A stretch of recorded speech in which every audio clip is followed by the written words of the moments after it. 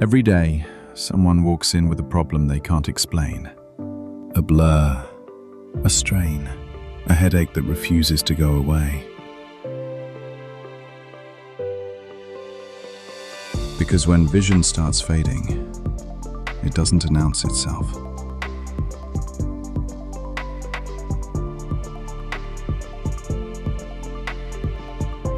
That's why this place exists.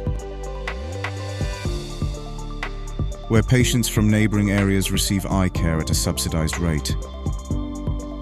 And where students don't just study optometry. They practice it, hands-on, every day.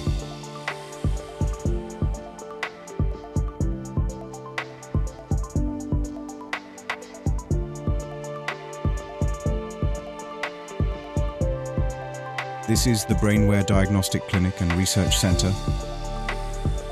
at Brainware University. Brainware University, where your future begins with vision and real clinical training.